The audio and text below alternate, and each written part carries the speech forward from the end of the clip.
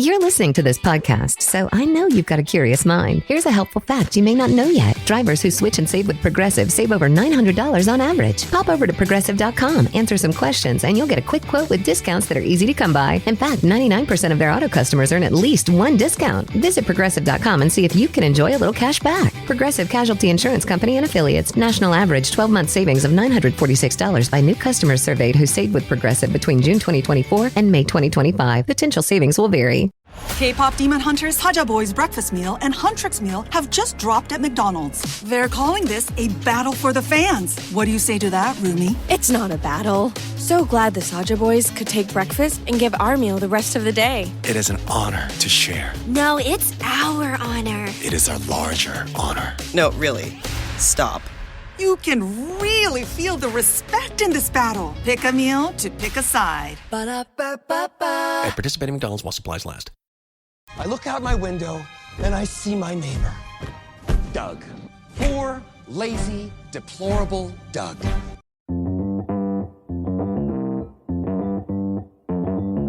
Live from Joe's mom's basement, it's the Stacking Benjamin Show.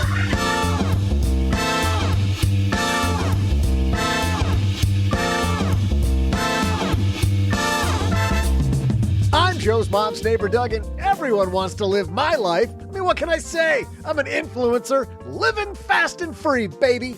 You have to move fast if you want to win at the all-you-can-eat buffet down at the Sizzler. Today, we're talking about taking a proactive approach to how you spend your time, energy, and resources to design your own lifestyle. Give a big basement welcome to a woman creating her own adventure from the Ordinary Sherpa podcast, Heidi Dusek. Plus, the basement's resident lifestyle guru, the amazing racist Phil Keegan. Nah, he's too busy trying to find a connection in Ukraine. It's just Len Penzo. And our man who leads the movement to not live like anyone else, OG. But that's not all. Halfway through the show, I'll share my well-assembled trivia question. And now, a guy who designs his life with lots of flair, it's Joe Saul-Sehy.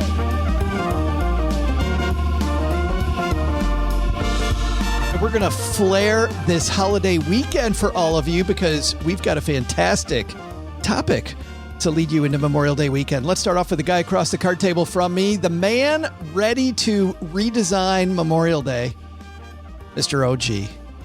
What day is this? Friday? Yeah. What day are we? Yeah, I mean, it's always vacation. The weekend has just started. You have no idea what day it is already. Yeah, well, my weekend started yesterday. How many adult beverages it all have you smears had? together. Thursday, Friday, Saturday, Sunday. Who knows? And the guy who retired a few months ago, and that means that he has no idea that this is a holiday weekend either. Mr. Len Penzo's here. Do you have any idea that's holiday weekend, sir? Yes, I do. And I want to point out that, I was talking with Doug here just a little bit before the show, and he mentioned that his neck of the woods just got fiber recently, which I'm shocked because we've had Total Cereal and Special K and where I live for decades. It's just kind of shock to hear that it took Doug so long to get fiber. God knows I need more fiber. It takes a while for it to hit the Midwest. Yes. And wondering what the hell she's doing here already. The woman who's redesigned her life just to be here with us. Heidi Dusek's here. How are you? I'm well, Joe. And I can't say any of your names. I don't know where you're from, so I can screw all kinds of things up, and I wouldn't know what day it is still. It'd be perfect. Well, you've designed your life so that every day's a holiday weekend, right? Correct. Absolutely. Well, tell everybody about the Ordinary Sherpa and what you've got going on. Yeah.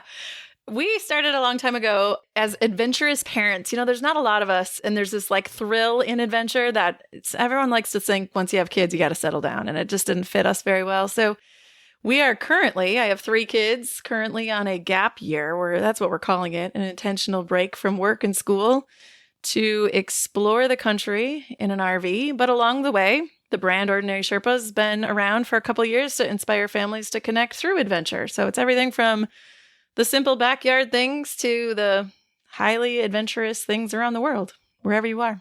You're on my dad's shortwave radio right now, so we have no idea where you are. Well, where are you currently as you're talking to us? So I'm home for a week. We are from Northeast Wisconsin and decided we're making our way up to Alaska. It happens to be on the middle of the country. So we're stopping at home for a week and making our way to Alaska for the summer. We leave on next Thursday. Picking up the snowmobile suits? Yeah, why not? Getting ready for July in Alaska in your snowmobile suits? Pretty much. And the iPads, we got to figure out how we're going to sleep this summer. All of that. Well, we're talking lifestyle design with the lifestyle design expert herself. We got OG here who's designed his career. Len, who just finished up his career and is now designing the rest of his life. So, and of course we got Doug. So, you know what, Heidi, though, before we get into this topic, Doug's like, I'm just sitting right here. Oh, yeah, we got that. Before we get into this topic, Heidi, we should probably talk to you about something. Have you heard like the rules of the road for this podcast yet? There's rules? Yes. Hold on. These are the rules. Okay. In business, there is no room for guesswork. Every shipment matters. Every deadline counts. And when you're trying to keep operations running smoothly, the last thing you need is uncertainty. That's why reliability is at the core of USPS Ground Advantage. From the moment your package is first scanned in, it moves through a secure nationwide network, aiding in a timely and accurate delivery. You get near real-time tracking so you can keep up with your shipments. And with affordable upfront pricing, there are no hidden fees or surprise surcharges to throw off your cost sheets. It all adds up to predictable deliveries you can depend on, because knowing your logistics are handled lets you focus on everything else, your customers, your team, and the future you're building. Visit USPS.com/Ground Advantage to start shipping with confidence. USPS Ground Advantage. We mean business. I had a breakfast mentoring meeting yesterday with a young woman who was just amazing. She is graduating from college with a degree in wealth management, and she reached out hoping for some pointers. And listen, if somebody's in Texarkana and wants to go into this beautiful field of personal finance and helping people get their money together, that is incredible. But even more incredible is how she reached out, how she was trying to network. And I was having a discussion that finding the right person and avoiding the wrong person for a role, that's what can make or break an organization. And we just don't see that many qualified people. So how do you find them? Well, Indeed sponsored jobs is a boost whenever you need to find quality talent. If you're hiring, Indeed is all you need. You can stop struggling to get your job post even seen on other sites. You'll match with quality candidates with Indeed's sponsored jobs.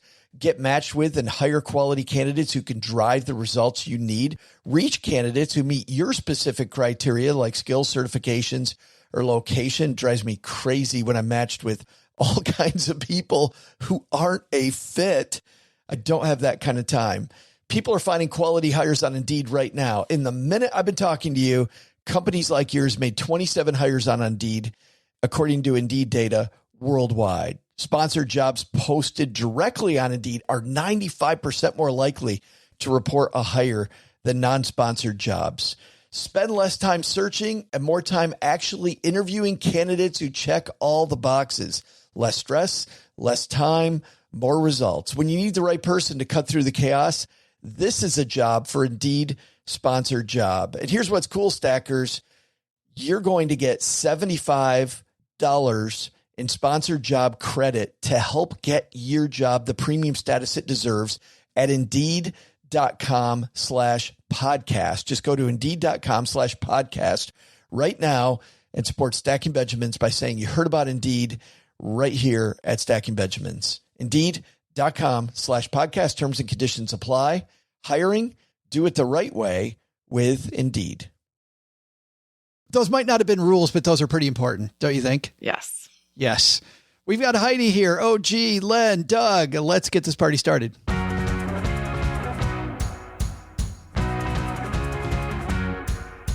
piece today that inspired this is from the Pioneers. Heidi, do you know the Pioneers? I do. Is that how you pronounce it? I thought it was the Fioners. That's why I was like, I didn't even get it. Who is... You've heard of Fiona in Shrek? You know Fiona from Shrek? That's what I was like, well, the Fioners. I get it now. Okay, it's the Pioneers. The Fioners. Okay. Yes. They are traveling around, I think it's a Sprinter van that they're in. Yeah. And they're actually going to be coming to Mom's basement in the fall, and they'll be hanging out here with us, which is pretty cool. Jessica, part of the Pioneers duo, writes this. For much of my life, I followed the default path. At some points, I thought I was paving my own path, but in reality, I was doing a lot of what I should do, or I was doing the opposite of what someone else told me I should do.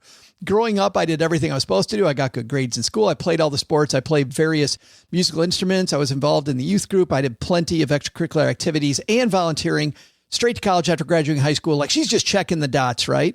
Heidi, we'll start with you. Like, where did you decide that this path, right, this parenting path that you explained here in the open wasn't for you and you were going to do something different? Was there some inflection point? Well, I like to call it my quarter life crisis at 25. So thankfully I did a little earlier before I decided to become a parent. That, I did all those things too. I felt like I checked all those boxes and had the perfect job and I was doing things the way I was supposed to. And I was like, this sucks. This is not what I signed up for, right? I want to go play and I need more time off. And I mean, it was at the point where I was scheduling my bathroom breaks. I'm like, this is it? This is what life is like. Where was the warning on that note, right? I missed that one. Well, I just want to stop you for just a second, Heidi, because I'm hearing this story. So the work sucks. The job sucks. I want to go play. So I decide to get married and have 3 kids. You're just going to run the train right off the tracks. Yeah, well, thankfully, though, I started to act more like a kid because it was more fun, right? So I started saying yes to like when 7-year-olds are like, hey, do you want to play on the playground? People are like, yeah, let's go play on the playground. So I took a 7-year-old mentality, and maybe that's why I ended up with a husband and 3 kids in the process. That's really cool. I had a mentor once who he gave a great speech called The Power of Being 5. About how when we were 5, we wanted to be an astronaut or the president or, whatever, some big dream. And now we want a 3% cost of living raise and maybe a little more money than we had last year and live in a little whatever, just these little tiny incremental things. You decided not to play by those rules. Yeah, that's pretty much how it started. Was your husband on the same path? Was he on the same? No. So you had to talk him into it. Yeah. So here's the funny story about my husband is that he's kind of straight and narrow, hadn't traveled a lot, had never been on an airplane. Meanwhile, I had been traveling around quite a bit, but he had a Harley. So it was like the way to his heart was through his Harley. And one weekend, I think we'd only been dating a couple of months. I was like, we should go to Sturgis. So Sturgis, I'm in Wisconsin. Sturgis is like 3 states away. And he's like, well, I don't have a big enough mic. And I was like, oh no, this will be cool. Like, it'll be an adventure, right? We packed on the tent. We drove 3 states away for a weekend and came back. We left on a Wednesday night, came back on a Sunday night, and we ended up buying a bigger bike on the way. And I think that sealed the deal. He was like, okay, I think I like this girl. There is another way to his heart, Heidi, but the Harley's a good option too. It works. Go with that. Wait a minute. You stopped halfway like in Minneapolis to buy a bigger bike to trade it in? No, we stopped in the Black Hills we stopped. Once we got there, we ended up buying a bigger bike to ride home. That's fabulous. OG, I want to turn to you for a second in financial planning. We're talking lifestyle design today, but what role does that have in a financial plan? Well, I mean, from a planning standpoint, you have to look at all the different angles here. And I think the biggest piece is that everybody thinks that the only way to be successful is to do the exact same thing all the time.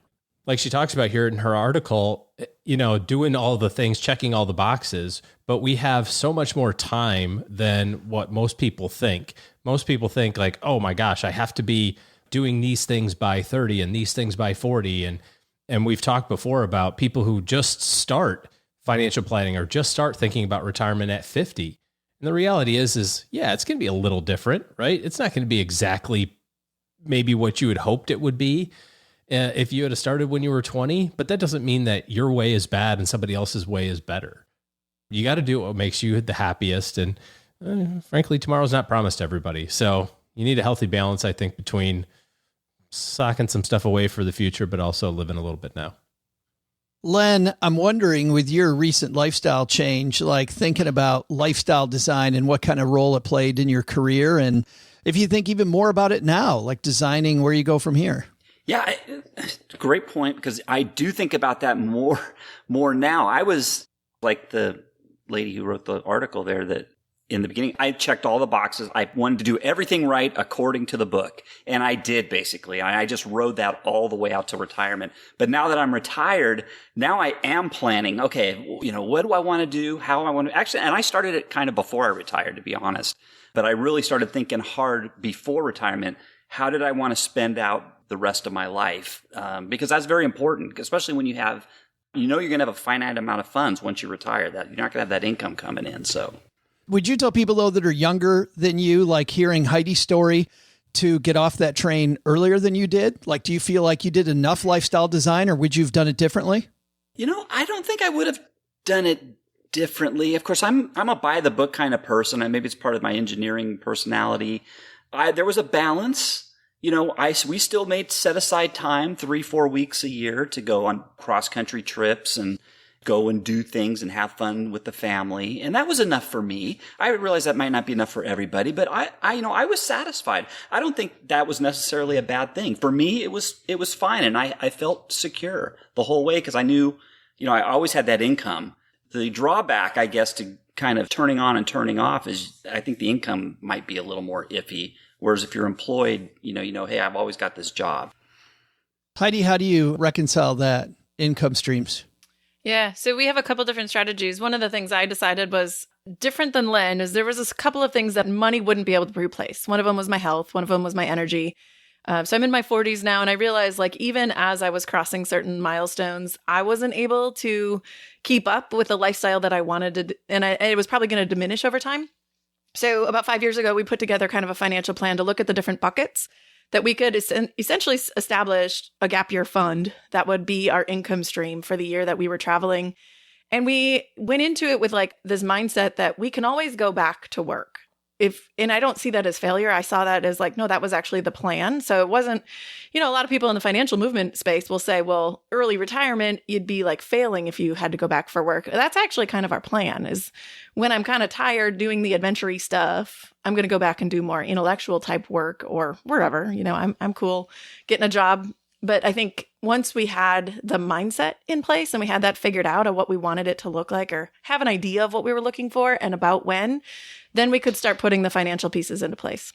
Well, and I guess Len talks about how he really liked what he was doing, so he wouldn't have done it differently. You clearly didn't like what you were doing, so you wanted to do it differently. Was it more about adventure, or was it more about just feeling like you had control? Oh, yeah. I think it was a little bit of both, right? It's feeling like I am in control of my life. When I started doing as Jess talks about in this article too, is working through some of the mindset of what do you actually want your life to look like, as opposed to accepting someone else's narrative. I wanted to be in control of what that narrative looked like for us. So for me, it was more I had this mantra on my wall. Mantra's a little woo-woo, but I had this statement on my wall. If someone said what do you want your life to look like? I just said, I want every day to feel like vacation, right? I just want to be happy, content in the moment. It wasn't even about where we were or what we were doing, but I just wanted to have the ability to do what I wanted to do on that day. And do you feel like you're getting that? Is it as good as you thought it was going to be? It is. It's pretty sweet. I'm not going to lie. And I'm past the honeymoon phase, you guys. I actually didn't even realize it until I was at Economy earlier this year. And someone's like, so are you having fun? I'm like, it's like every day's a vacation. I was like, oh, that's what was on my wall. That's what I wrote that one day. So it is pretty sweet. I don't know how we can talk about this later, but it was just kind of one of those aha moments where I was like, I actually am enjoying this. This is a sweet ride. One more question for you, Heidi. When it comes to design, how much of this is lifestyle, quote, design, and how much is spontaneous? Because I feel like for some of our planners, especially, a bunch of money nerds listen to this show, we love Excel spreadsheets. Right. We could design the hell out of this and take out all the spontaneity. Yeah. So I think you just have enough of a boundary. So what's the minimum that you need to feel comfortable? And then you start playing within those spaces. So for us, having a reliable amount of money that we could plan on for the month was what was important to us. Now, we don't do all the things in all the places. It could be better. It could be different. But for us, we started testing. Okay, if we think it's going to be this, how long can we be gone? Are we going to miss home? Are our kids going to want to be around their friends? What is school going to look like? What is work? Do I want to have intellectual connection? So once we figured out what was the minimum viable lifestyle for us, that was enough. There's still enough spontaneity for us to say, what do you want to do today? But I would agree. You could plan this to death, and I think then you kill the entertainment value or you kill the enthusiasm in the moment. Well, and on the financial planning side of this, OG, I'm thinking about, for me, if I were to take a gap year, go someplace, there's 50 things I want to do. Man can dream. If I can't do them, right. If I can't do them all, how do you help people decide when they've got two competing goals that they want to reach? I don't know that it's our job to really tell somebody which one is better. It's more to kind of game plan it out on both sides of it, both goals, and say, well, here's the path. If you go down this way, here's what this path could look like. Here's what the path looks like this way. Which one makes you happier? When we look at financial plans, one of the things that's really, I think, obnoxious about kind of the whole concept of financial planning I draw attention to how silly it is. Len, you've seen this, I think, in your own planning. If you run an Excel spreadsheet of like, okay, I've got this money, I'm going to take this money out, or I'm going to save this amount, it's going to grow at this rate. Now do it for 30 years. It goes, hey, great news. You'll have $100 million. And you're like, okay, that doesn't sit well with me for a lot of reasons, right? Like, what if it's 80 million? Have I failed? No. I think you've failed if you don't act differently along the way. We get so tied up from a planning standpoint of going, I've got to do these things in this order or this particular way, that we don't remember that it's okay to have permission on the other side to say, I'm good. I've got $1 million, or I've got $2 million, or I've got 500,000, or like whatever your number is, like that's good enough to do what you want to do. Now you can do other things with that excess money or that excess time that you just freed up. So the pursuit of like just always having more from a planning standpoint is kind of silly. And it gets sillier if you extrapolate it out over your lifetime. You don't really see it in those short 1 or 2 year numbers, but then you see like, if I continue on this path, the math tells me I have $100 million. Like, okay, that's stupid.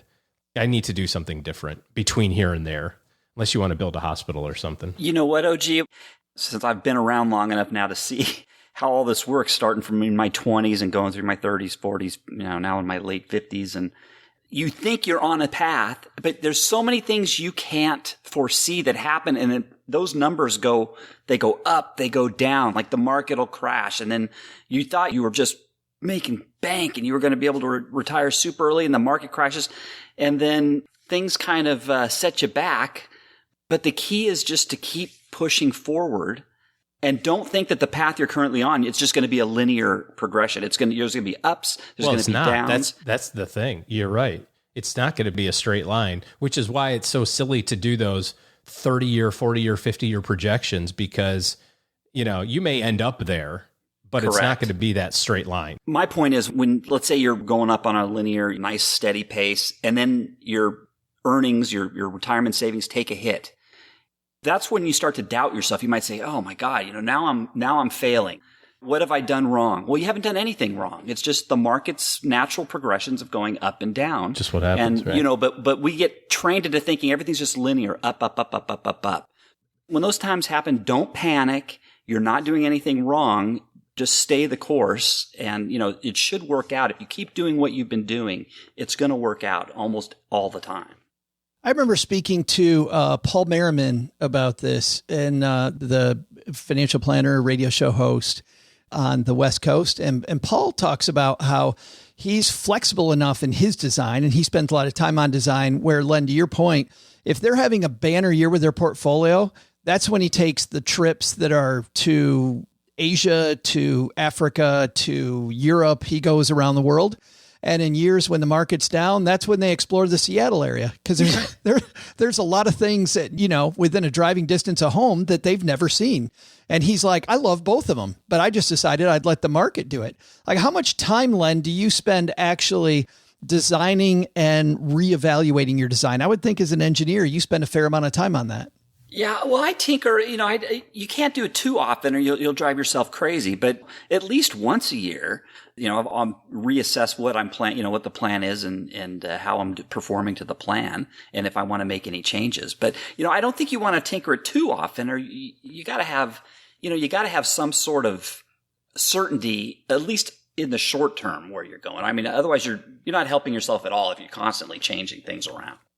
Before we go to the break, just one more question. Heidi, in Jess's piece here, she lists all the stages of people's life that they're on.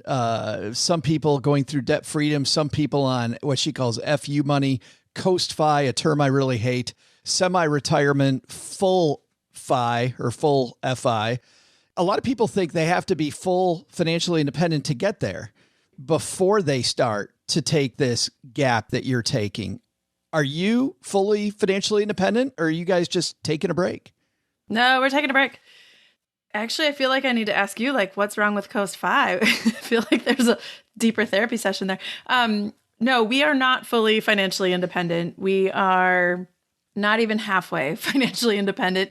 But what we did was we started to save with the intention of having a gap year fund. So we used some tools to help us fund essentially 2 years of living expenses.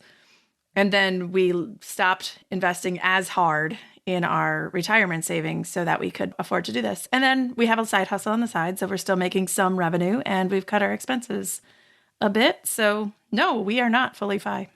Oh, gee. On that note, I think a lot of people are afraid of that. I mean, Len talked about, people get afraid of taking time off and then having to go back to the workplace. But I kind of feel like that fear is a little over. I don't know, that we worry about that more than we probably should. Like, I think if people want to do what Heidi's doing, more of us could do that. Yeah, I mean, there's two sides of it, right? The first side is doing nothing but saving and having so much money that you never run out and then have tons of extra, right? There's that side of the equation. There's also the side of not saving enough and having too much consumption. And I think we spend a lot of time thinking about, well, I'm not saving enough and I spend too much money, so I'm not saving enough, and therefore I need to kind of keep focusing on this, which is probably true for the vast majority of people. But does come a point in time from your savings and investing journey, especially if you start early, where you can get to the point where you have enough money so that your money will just do its thing. And you can say, well, now I don't need to make 200 grand anymore and save 75,000. I can just go make 125 grand and live the same lifestyle. I don't need to save anything because I've got a big enough bucket that it's going to compound and grow on its own. There's a risk with that. It's not risk-free to do that, of course. But if you're thinking about it from a planning standpoint, you can definitely get to a spot where you have enough resources where that bucket of money is going to keep on producing income or growing until you need it to produce income. I think that's a great place to leave this. The second half of this discussion, we're going to talk about where do you begin taking this lifestyle design journey? What are some of the biggest stumbling blocks where people get stuck? How often should you reevaluate the design and more? But before we do that, at the halfway point of every show, we have a trivia competition between our three frequent contributors, Len, OG, and Paulette, soon to be Paula Pant again, who's going to be back here in a couple weeks. Now that her nearly 1 year break is over. So Heidi, you're playing on behalf of Paulette/Paula, which means we have some good news and some bad news for you. Which one do you want first? Bad. Always bad. Well, the bad news is you're not winning. You're just tied for first, as your team Paulette/Paula/Heidi today has 6. You're tied with Len with 6, and OG, the guy who's won 2 years in a row, has only 4. So, Len, you're going to guess first because you were ahead of Team Heidi last year. And OG, you are going to guess last. But we need a trivia question. Doug, what do we got this week, man? Well, Joe, here's today's trivia question. That was stupid. 3, 2, 1. Thanks, Joe. 3, 2, 1. Thanks, Joe. Hey there, stackers. I'm Joe's mom's neighbor, Doug. And since we're talking about design this day in history, in 1927, history... My God, I'm not even drinking. I swear to God. That's the issue. Need to be drinking. That's the problem, right. Greases everything up a little bit. Okay, here we go. Thanks, Joe. Hey there, stackers. I'm Joe's mom's neighbor, Doug. And since we're talking about design, this day in history in 1927, Henry Ford watched the last Model T roll off the line after 19 years of production. The mother of all cars, Nick Tamed.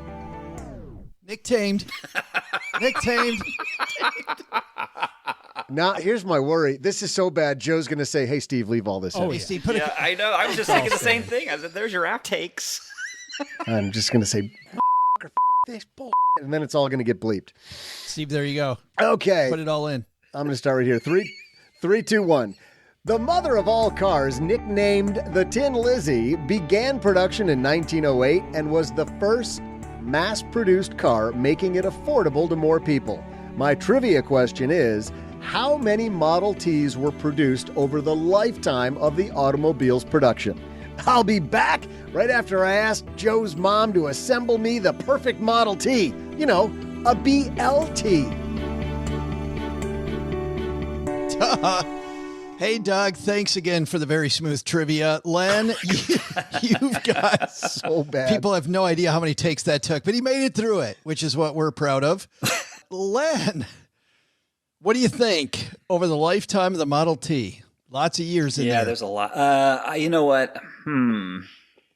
That's a good question. I really don't know. I'm going to say, oh my gosh. I have it on good authority, Len. The number's higher than 6. I'm going to say 5 million. 5 million. Heidi, you think that's tall or not tall enough? I think that's a little tall. I would say 400,000. 400,000? Yes. So we've got 5 million and 400,000. OG, what do you think? I heard 4,000. I was like, oh, come on. Me too. That's ridiculous. Not as a ridiculous guess, just a ridiculous spot that I'm in. So 5 million or 400,000. 19 years, huh? That still is a big difference between those two. Yeah, no, I know. So you can just call me Captain Obvious right there. Yes, thank you. There's a lot of numbers between those two, Al. Here's a guy who, when he runs, he goes faster. I'm trying to think about, like, if I remember anything about the initial year or anything like along the way, right? Like you said, it ended in 1927. I feel like the U.S. population has done You're overthinking it? Double since then. Oh, he never does that, Heidi. There's like maybe 150 million people. 5 million would be 500,000 a year. It seems like an awful lot. No, it'd be 250,000 a year. Still a lot. It's 20-ish thousand a month. They still had to do them by hand. So I think it's less than 5 million. So I guess I just have to pick 400,001 to be closest to. Really? So yeah, sadly, this is going to suck. 400,001. Welcome to the show, Heidi. Yeah. I've never got to do it before. I've never done it. Thanks. I'm always the one that has to pick first. So we're so happy you're here. We would like to tell you who won. Who's going to be the person who won? We will find out in just a moment. We'll be right back. You're listening to this podcast, so I know you've got a curious mind. Here's a helpful fact you may not know yet. Drivers who switch and save with Progressive save over $900 on average. Pop over to Progressive.com, answer some questions, and you'll get a quick quote with discounts that are easy to come by. In fact, 99% of their auto customers earn at least one discount. Visit Progressive.com and see if you can enjoy a little cash back. Progressive Casualty Insurance Company and Affiliates. National average 12-month savings of $946 by new customers surveyed who saved with Progressive between June 2024 and May 2025. Potential savings will vary. What would you do if your online store converted 36% more shoppers? You could take 36% more vacation. Another pina colada? Yes, please. Open a new retail location with 36% more square feet. Fantastic. Hire 36% more help. You're hired and you're hired. Shopify has the world's best converting checkout, up to 36% better than other e-commerce platforms. What you do with those extra sales is up to you. Switch to Shopify today at shopify.com/listen and get a $1 trial. Shopify.com/listen. Len, you kicked this thing off with 5 million, and apparently Heidi and OG thought you are way overboard, man. You are way overboard. How are you feeling? You know, I think I feel pretty good about this one. I really do. I think the Model T was like the world, the most popular car in the world for a reason. So I feel good. Well, it was more popular than the horse by the end of it, right? Not at the beginning. Heidi, you had 400,000. You feeling good? Well, I was until OG took one more. Who could have seen that coming? The good news, Heidi, if it's anything south of 400,000, you've got it. That is the good news. OG, how are you feeling? You've got, I'm not going to get this math right while we're sitting here on air, but you're basically to 2.5 million or so. I don't know. I don't have a real good sense of how many cars there were back. Well, I can't believe, OG, I'm about to say this, but you know who does? Doug. That is a weird phrase coming out of my mouth. Doug, who's going to get this answer right? Hey there, stackers. I'm lifestyle goal setter and trivia titan, Joe's mom's neighbor, Doug. And we're talking about the original affordable grocery getter, the Model T, which started being mass-produced in 1908 by Ford. In addition to Model T and Tin Lizzie, it was also nicknamed the Leaping Lena. I dated a Leaping Lena once. She almost got me into a few accidents. So, do you know how many Tin Lizzies were produced over the lifetime of the automobile production? Well, I will say this. OG and Heidi are colossally wrong. I can't even do the math on how wrong they are. Which means Len is way wrong as well. Len is pretty darn wrong as well, but he's less wronger. Less wronger. This is bad. Like a few months ago, we had what I thought was one of the worst trivia guesses by our esteemed panel. Oh my God, this is giving it a run for its money because over 15 million Model Ts were built from 1908 to 1927, which means Len, who was only ridiculously off by 10 million, is today's winner. Thank you. Thank you very much. Mr. Penzo brings home another victory. That gives him 9. And Doug, that means he's now got a commanding lead over OG. 9? What, you don't think 3's a commanding lead? Wait, I don't think he has 7. 9. Oh, yeah, he's 7 or now. 7, whatever. he has a one run lead over Paula and Paulette. I would request that the committee refer to me henceforth as the two-time winner, two-time consecutive winner, OG. Well, then I asked for the same thing because I was a 2-time consecutive winner before you. So I would like to be called the first consecutive 2-time winner. He's the OG of consecutive winners. All right. I would like Len henceforth to be known as the 2-time consecutive loser to OG's 2-time consecutive winner so far. Why don't we stop bragging about who's the bigger 2-timer and get on with this thing? Hey, welcome to the second part of this podcast where we're going to dive back into lifestyle design. Second half of this shindig is brought to you by depositaccounts.com. Heidi, you know what happens when you go to depositaccounts.com? What happens when you go to depositaccounts.com? I should probably say it right first. That's all right. It's not like we could leave that one in there, not like the 15 takes Doug had to have to get through the trivia. Burn. We were pretty close there.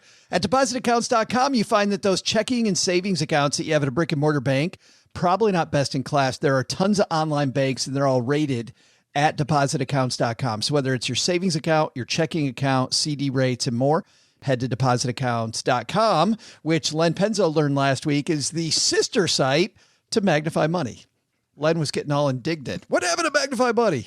Well, I thought they ripped him off. That's what I thought. I was, I felt for Magnify Money. I got a kinship with those guys. He's got a track record of Magnify Money. We go way back. Hey, let's move forward. So let's talk about this. Heidi, I want to start with you. Beginning this process, where did you guys begin? Where did you say, you know what, time for us to live a little differently? Yeah, I think there's been a couple different iterations of this work. And the first one was probably a couple of years ago. I'm going to sound like a major geek, but this will fit your audience just perfectly. So I was trying to figure out what metric. I made it to the top. I had the dream job, so to speak. And I was like, yeah, this isn't all that fun anymore. So I wanted to figure out how to add a little more fun to my life. So we did a joy audit in our family. And it was pretty simple, actually. We just started keeping track of what were the things we thought were going to bring us joy? How much did it cost? How much money did it, or how much time did it take? How much money did it take? And then 30 days after don't I sound weird here? But 30 days afterwards, did we still remember that thing? Because a lot of times you have this when you spend money, you feel good. And all of a sudden, 30 days later, you forgot you did it. You didn't even remember that was in your closet or wherever you bought it in your garage. So I was trying to keep track of what were the things that actually sustained us and kept us happy for a long period of time. And it was actually pretty simple. They were very simple things. It was mostly, spending time with my kids. My husband and I would play laser tag instead of going to the movie, just different things that we started to realize it wasn't necessarily how much money we spent.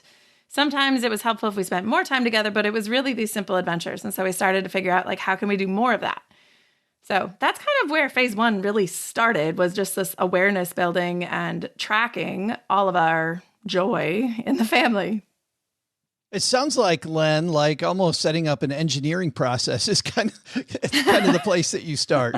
Well, why not, right? I mean, what Heidi's explaining here is it's all about information and taking down everything that she knows about herself to make an informed decision. And I mean, it makes perfect sense. Actually, it's excellent. It's an excellent idea, actually. And OG, you and I talk on the show about starting with the end in mind. I mean, clearly here, then I imagine you're going to say you gather up the assets then and see how they fit. Yeah, I mean, once you have an idea of what makes you happy or what it is that you want to do, then you have to decide whether or not you have the resources to be able to do those things. And then I guess the next part of that is, if not, then how long do you want it to take to get to the spot where you want it to get to? And for some of us, we have a lot of excess, I should say, in our spending and livelihood, right? We just, I was talking to a client a couple of weeks ago, and they had gone from earning $75,000 10 years ago to $300,000 today. Wow. Pretty good, right? I mean, some pretty good increases over the course of a decade. And yet they still felt like it was a really tight cash flow situation. And that only happens by looking forward, not looking backward. When you look backward and say, oh, geez, I used to make 75 grand and I was totally fine. I mean, I could have probably had more, gone out to eat a little bit more or something. That would have been nice. But you're not eating $225,000 worth of going out to eat. There's a little bit of that. The rest of it is just life just kind of unintentionally happening, which I think Heidi explained is a really great idea to go through and say, does this really mean as much as I think it does? I heard something the other day that I thought was a really good idea, was a spending, like a spending journal. So write down the thing that you're going to buy and how much it costs, and all of the stuff associated with like how great it is to buy this new thing, whatever it is, but just put it in the shopping cart and don't buy it, and then buy it 7 days later. And so 7 days from now, go back to your journal and say, what am I supposed to buy today based on from 7 days ago? And then you read it and go, it was not super important, or it is. And 7 days later you buy it. And so it's just putting that little space between to borrow some more Stephen Covey stuff, he said, beginning with the end in mind. It's put a little bit more space between that stimulus and the response that you have. Heidi, where did you guys mess it up? If you could go back and get to the point that you're at right now with lifestyle design, if you could get there quicker, what would you do better? That's a good question. I think we sacrificed some of our early joy for higher returns financially. So we felt like we had to put in more time, more energy in making money than we did just in enjoying life. So I sometimes look back at my first 5 years in leadership going, gosh, I don't think I want to work that hard anymore, but it was worth it for us, to get the next bump up. And so I'd probably look back and say I wouldn't do that as much. I would have been lazier. Does that make sense? But I also think, I didn't know a lot of the tools that were available. So if we could go back, and if I have known, when I left college, that there were tools available where we could put money aside. So we have a deferred compensation fund that we can use. And I was like, well, if I would have known that tool was available, I would have started putting money into that first before I put it into my retirement savings. Maybe not. But I didn't necessarily know all the asset classes or the tools that were available to us and how they functioned. So I think maybe even looking back, knowing what we wanted to do and finding the tools earlier. I mean, hindsight's always 20/20, but those are probably some of the things that I can't ever fathom spending a full price on anything anymore. So I do think if I ever spent full price on anything, that also feels like that's just eats me to my core. It's interesting because what I kind of heard you say is you would have started earlier first. I would have begun this journey sooner and then know the tools better. Mm-hmm. Let's go from your perspective. Now that you're designing, how often do you see yourself with your retirement design, reevaluating that design? Like you and the honeybee, is this going to be, you're going to look at what you're doing every 6 months? Or are you going to do a joy audit like Heidi's talking about? What do you see in your future? No, I think, right before I retired, we came up with a number for spending per month for mad money or money that on top of what our living expenses. And let me point out also that as Heidi's pointed out, it doesn't matter whether you're young or old. I think we all believe we spend more than we need to have more income than we really do. Heidi found out when she was young, at a younger age, that, hey, she really didn't need that extra money. And at retirement, I was shocked at how little income our household really needs to get by. And that was great. And so it really comes down to how much discretionary income we have in retirement right now. And our limit right now is about $1,000, $1,200 a month in discretionary income. And so far that's been working out really well. As a matter of fact, we've been working very hard. We were spending, if you can believe this, up to $1,000 a month just on Amazon before I retired, just because we weren't worried. We had enough money, it was like, didn't matter. Oh, you want something from Amazon? Just pull it off of there.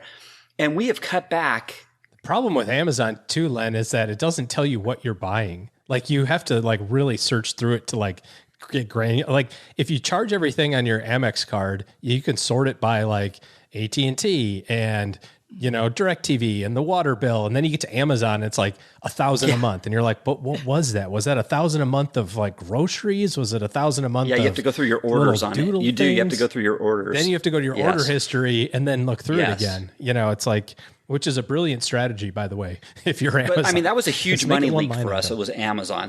And once I retired, we focused really hard and we brought that number way down. I think last month, I think we were under $100. And I know the honeybee, when she saw the bill for our Amazon, she was like, wow, we're really doing good because we've identified what our discretionary monthly spending is and we've worked hard at it.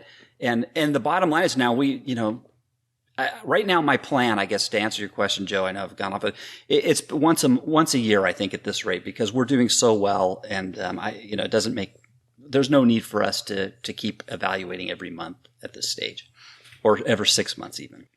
In this piece down near the bottom, Jess talks about being part of a supportive community helped her dream bigger. She realized she was dreaming too small. Heidi, have you found that having a community of people that are taking a similar journey helps you? Yeah. One of the reasons I have named my podcast Ordinary Sherpa was because I wanted to be inspired by people that were ahead of me, but I also knew that there was something about what I was doing that was going to inspire others, or even push them from behind a little bit to get them to the top of the mountain, so to speak, if you want to use that metaphor. So I have found, I like to be the person in the room that's not, they always say don't be the smartest person in the room. I always love hearing adventure stories of people that are doing crazy things ahead of me or differently than me, than what I've already done. And when I start to feel okay, I'm the person telling all the stories, I need a new room to get into, or I need to advance my crowd or upgrade my people. That sounds arrogant. I didn't mean it like that. I meant I don't want to be the highest of the average. I want to, I want to make sure that there are people. Should we just restate this? Let me think. How do I get out of this? No. I just am always. What I think you're talking about here is what we all need throughout, our whole life, which is we want to be able to see the next thing and have the motivation and the person that's just in front of us that we can go, okay, I think I can do that. I think I can do that. And then there's all the fear and excitement and all the cool emotions that go with kind of striving for whatever that is. But then we also want to make sure that we're pulling other people behind us as well. Then, like you said, if all of a sudden all you're doing is pulling people, then you get kind of tired of that and bored of it. And you're going, well, what else is there for me? Right. That's not selfish. That's how do I stay engaged and motivated in this space? And then by the same token, if all you do is look at all the stuff on Instagram that you don't have, then you have that emotion too of well, I'll never be any of those things. So it's important to kind of be somewhat in that middle. That's a insightful way of naming your podcast and thinking about it. That's pretty cool. Well, and that really resonates with me too, OG, because this journey that you and I have been on, and Doug, you too, with this podcast has been wild. And the people we talk to that are doing things that I would have never thought about doing before we started this. Like I thought at the beginning of this podcast that we were going to be talking about money. And instead we're talking about these wonderful stories and people doing all this kick-ass stuff. I remember when Cheryl said she wanted to, do this thing where we would move all the time. And I said, let's sell our house and all our stuff. I would have never said that. I would have never said sell everything before this podcast. Like it clearly is cool having that community. And I love the idea of pulling other people too, about showing other people that yeah, you can do it too. I want to ask one more question. It's funny because Len, I want to go back to you for a second. You're not doing something where you're taking a gap year like Heidi is, and you had, a very traditional career before your retirement. And yet I feel there's a lot of lifestyle design going on there too, right? I mean, it doesn't have to be, if somebody's listening, I think, and they're thinking, I got to take a gap year and take my family to Alaska in an RV. Like, I think they might've gotten the wrong message here today. Well, I guess if you're talking about, you can explore and do things without those gap years. I mean, not to the degree that Heidi's doing it, but, you can still have fun and get out there and do things. You can go on vacations. I took some 3 and 4 week vacations all through my career. It's possible. Even without that, this is just a really little thing. I think it could be small things. Like Cheryl and I in this park where we run all the time, they have a disc golf course. So about a year and a half ago, we bought some discs and just tried it out for the first time. No idea what we're doing. In fact, we still suck at it today, but guess what we found out we really like? We love, that's a great date afternoon for us, is going and doing it. So I think this idea of just experimenting and trying new things, Len, it doesn't have to be a month off of work. It can just be a random Thursday afternoon where you're experiencing some lifestyle design instead of doing the same stuff. Sure. It could be anything. Going concerts in the park or whatever, and making a weekly day out where you're not spending a lot of money doing things. There's lots of options that are available that don't cost money. And, now that I'm retired, I'm finding lots of those too. We went out to the river. I live in California, folks, so there's only one river. It's the Colorado River. So when I say the river, that's where we're going. The river. It is the river. So we went out to the river with some friends, and we just hung out and had a good time on the river. And in the evening, played cards, and it didn't cost a whole lot of money. We had a great weekend, and it was like a vacation. It didn't really cost us much of anything. You were talking about disc golf. I have to say, I believe I was playing Frisbee golf before there were Frisbee golf courses. When I was a kid, I invented that game myself. You're such a hipster. No, I invented that game when I was like 10 years old. And we used to play Frisbee golf. Our targets wouldn't be those fancy baskets. They'd be like trees or stop signs and stuff. But I had Frisbee golf courses in my neighborhood. I should have patented that, and I could have made a fortune. That's called a bad aim. It is called a bad aim. No, I was aiming at the cop car. I was aiming at it. I swear. That's where we wanted that to go. Yeah. I think I think Uncle Len's story is a great place to end this. It's just a nice campfire story there at the end. I do have something to add to that, if that's okay. Go, Heidi, go. No, I do think between both of you saying that often we have this idea that our adventures have to be these grandiose things, that retirement is going to be this huge thing that you've waited all your life for. And I think there's 2 things that really helped us get to gap year. And that was our gap year is based on a million simple adventures. It's like the foundation of what we're doing every day is very simple things in our own quote unquote backyard. We're exploring a new park. We're trying a new ice cream place. We're seeing a new museum, just in a different location. And I think the second piece of that is that an adventure doesn't have to be big and bold to be an adventure. It's just getting you outside your comfort zone. So in many ways, I think lifestyle design is about testing things that make you just a little bit uncomfortable. Or doing things that make you comfortable, like inventing Frisbee golf. And getting ripped off and not getting the money for it. Not getting it. It should have been called Penzo Golf. That's what he's angry about. He could have slapped his name on it. We could have all been going out to the park. My babysitter was a world Frisbee champion, Cindy Birch. Cindy Birch, ladies and gentlemen, look at it. She was my babysitter. She was a world Frisbee champion. She was your babysitter, like when you were a kid? She was my babysitter when I was a little kid. Yeah. A wee lad? Just a wee lad. Could you imagine how much would you have to get paid to babysit Len Penzo? Holy crap. Like I'd be going to Len's parents asking for a big old raise at the end of that. I'm like, I can't babysit that kid. I bet you were a hellion, Len. Do you really think so? No, I don't think so. I'm just giving you. No. Yes. Len was a teddy bear. No, but we made you feel good there for a second. We didn't did, yes. All right. I think that's a place to end it. Let's find out what you guys are all doing this beautiful holiday weekend. Memorial Day in America, days called Saturday and Sunday elsewhere around the world. But OG, what do you got going on this holiday weekend? Kids are out of school. A little bit of golf, I think. A little reflection on Monday. And then, just continuing to hang out with my parents and in-laws that are here for like 2 weeks, which is awesome. I didn't hear the two words there, heavy drinking, but it was implied. It was implied. It's a constant state. It's really not heavy. It's when it's all the time. It's just more like a malaise. It's like us, when it rains and it just rains a lot and it's not really heavy rain. It's just always raining. It's always monsoon season in OG's liquor cabinet. It's almost like the Model T production line, just slowly moving. It ends in your mouth. It's like, yeah, with the 401,000 cars or 15 million. So whichever. Confused about what's happening here. Yeah. But yeah, it's somewhat like that, I guess. We'll have our guest of honor go last. Len, what's going on this weekend at lenpenzo.com? Hey, we look at 12 good reasons why you should pay off your mortgage and 12 good reasons why you should not. Dun, dun, dun. Let the battle begin. Yes, let it begin. It's probably the biggest question in all of personal finance. And you'll only find the answer at lenpenzo.com. Yeah, that's the only place you'll find that answer. Yes, absolutely. Heidi, thank you so much for coming to this very short recording session. Thank you. It's been an honor and a pleasure. How do you like that stage presence?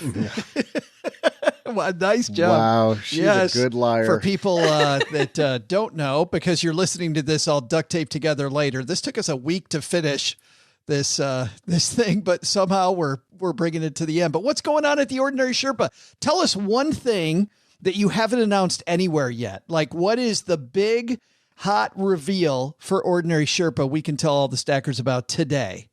That means I actually have to do it. No, I have a course launching this summer called Metrics of Thriving to really help people unveil essentially what their joy is and how they can design a life that's more adventurous. That's probably the biggest thing, but I'm excited. I don't know if I can even share this publicly, but I'll tell you guys. Don't tell anyone. We'll tell nobody. I am going to be working alongside Jonathan Mendaza of Choose FI to help people advance their business through podcasting. So I have learned a lot of my podcasting through him, and so he and I are working together to help other people do some podcasting and extend their business. Awesome. Fantastic. Sweet. And where are they going to find that? Yeah, that's a great question. We have no idea yet. But just go follow Ordinary Sherpa. That is good. I think that if they go to Ordinary Sherpa, they'll find out sooner or later. I think you just got to get the marketing piece of that down, Heidi, and you'll be good. Everything will be fine. That's Jonathan. Jonathan's in charge of that. So she throws him under the bus. Right. All right. That's going to do it for this episode.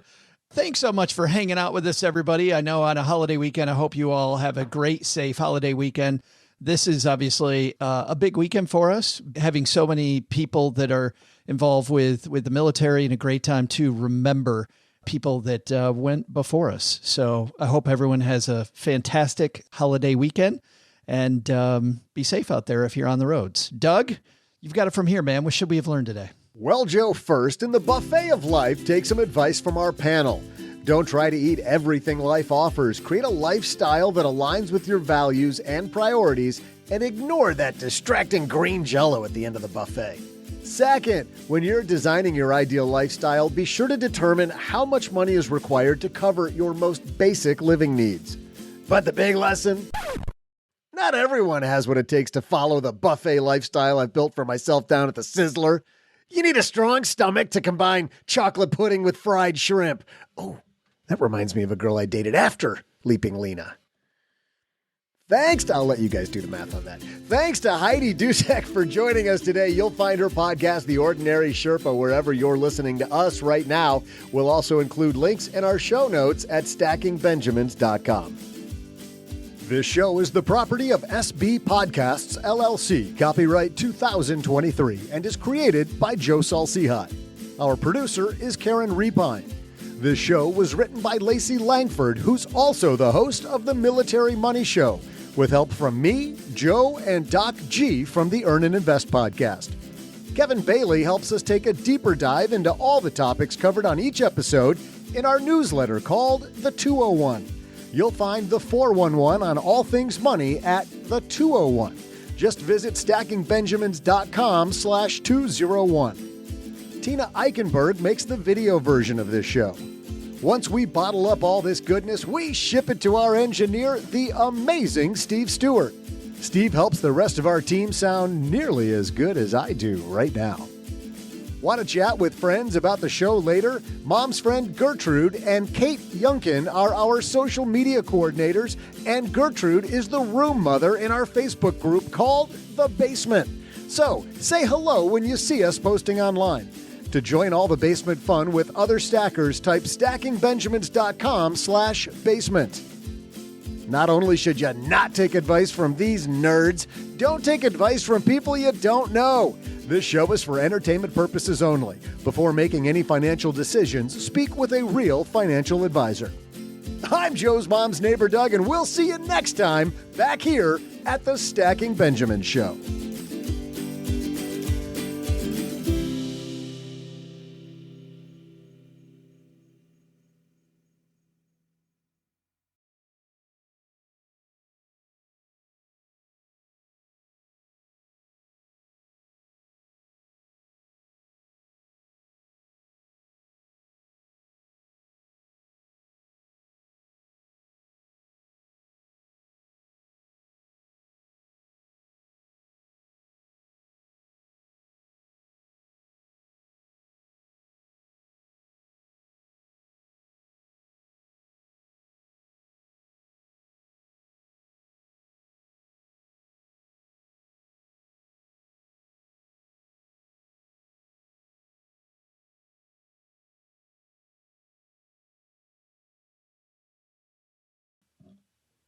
Holiday weekend means lots of holiday travel, and I'll bet you guys have had some doozies, I would imagine, as Mom calls them. Doozies during your travels? Anybody have any OGs nodding his head? OG, some eventful travel stories? Well, our biggest things are, driving from Texas back to Michigan. We moved 10 years ago now, so the boys were 4 and 6 when we moved, and now they're 16 and 14. So a lot different experience now. Caroline wasn't even born, so that's a whole different thing. But I remember driving home. I don't know where we were, maybe Illinois somewhere. It was in the middle of the night, and Alex wasn't feeling well, and so we literally were sitting on a parking, like on a parking. What's that concrete thing called where you drive to and park at? Parking garage? No. Like the little parking stop thing. Like every parking lot has a parking space that you put your car in between. Yeah, but then lines. there's a big concrete thing at the end, whatever the hell it's called. Anyway, we were sitting on it and just sitting there for like 2 hours because he didn't feel good. And I'm like, what are we doing? We can advance the vehicle while not feel like you can feel bad now, or you can feel bad while we're driving. Like either way, you are going to feel bad. So let's just go. Feel like crap while advancing toward our goal. And that was pretty crappy. And then on the other side of that was the time we left Houghton Lake, 6 a.m, East Coast time, drove and you've done this trip, Joe, I know. So you know what it's like those last several hours where you're just like a zombie, and we're pulling into, wherever Oklahoma for, the sun starting to set. And my boys are like, you can make it, Dad. You can make it. Go. I'm like, it's 5 more hours. They're like, go. And I'm like, just let me have a Holiday Inn Express for a few hours. Like, you can make it. And we drove all the way straight through. And they just really wanted to get on Xbox. That was there was no safety considerations of any kind. It was Fortnite's dropping a new map tonight at midnight. So if we could be home by midnight, that would be swell, Dad. It gives the phrase Xbox or die a whole new it totally did connotation. But we made it. We made it. Heidi, holiday travel? Yeah, I have a couple. I have a lot of them actually, but I'll share two in particular. So one year we had 3 kids, a dog, and we go camping with friends every Memorial Day weekend. We've done this forever, like since before we were even married. And it rained nonstop, like literally downpoured. And there's 3 kids, a dog, and my husband and I in a tent, no less. And I finally looked at my husband and I was like, take me to Walmart or we're getting a divorce. And so that, thankfully, we got a camper after that. But I would say the more dramatic, bad travel story was a couple of years ago. We are huge like mountain biking, and my daughter, who's like the most domiciled child ever, like she's so cautious and careful, is always the one that gets hurt. So we were mountain biking in Palo Duro Canyon in Texas, and like just parallel to a creek, and she went off the ledge into the creek, broke both arms, like both wrists, and needed surgery on her elbow. Oh, yeah. So that was fun. Not so fun, but that was probably the craziest because that was on December 31st. And if you don't know, your health insurance premiums like start over on January 1st. So we got 2 deductibles under our belt with one fun accident. And then we had to like figure out how to get home with 2. She ended up having surgery and was in the hospital for a couple of days. But that's when I learned how to manage, like, if you get hurt out of state. I got this figured out way before my gap year even happened. Yikes. You could do a course on that. You could have a course on if you break both your wrists in Palo Duro Canyon. Well, that hurts. That's bad. Mr. Penzo, how about you? You break both your wrists? Well, when I'll give another one of my stories from when I was a kid. You know, you get old, you have lots of stories like this, but my dad, God rest his soul, had a buddy who had bought a nice RV, one of those big, I mean, I don't know how many feet long that thing was, but it was nice. I mean, it had the kitchen, the living area, and oh my God, it was beautiful. So my dad borrowed it from his friend so we could go on a vacation up to Northern California. We're in Southern California. And we were going to go visit the redwoods and all those things, live in the RV as we're going up there with my dad's buddy's RV, which was really nice of my dad's buddy, by the way. I didn't mean to loan him that, but it was for a week. It was going to be a week-long trip. Well, we zip on up to Northern California and we get on this really windy road. And the road's getting tighter and then the narrower and the turns are getting sharper. And we're in this big old long RV. Well, we turn one corner and there's a rock kind of sticking out, just an outcropping. And my dad, the RV hit that outcropping at the very near the front, and it just peeled that RV like a sardine can. The entire side of that RV was open to the world by the time it was all over. And that, needless to say, I think it was day 2 of the trip, and that was the end of the trip. And we immediately had to turn around, come all the way home, and my dad had to obviously tell his friend what he had done to his nice RV. Oh. Right after the accident, my dad found a gas station. And we're sitting there, we're open to the elements out there. You can't imagine. The whole side of that RV was open. They asked this guy at the gas station, hey, can you help? What are we going to do? And, they got some rope and tied this little rope all the way across the length of the RV to protect us in the back so we wouldn't fall out. Yeah, so we wouldn't fall out on the way home. Needless to say, that was probably one of the worst days of my dad's life. I thought it was kind of cool, actually. I was 10 years old, so I thought it was kind of cool. But yeah, my dad was sick the whole way. And so you just push it off the canyon, right? Just kids get out. Just call your buddy up and just be like, bad news. Probably been a good idea. Bad news. Somebody stole the RV, left us on the side of the road with all our stuff. Sorry, officer. I don't know what happened. I was accosted by someone. I stopped and man just promptly took the car and RV and drove it off the cliff. They stole it.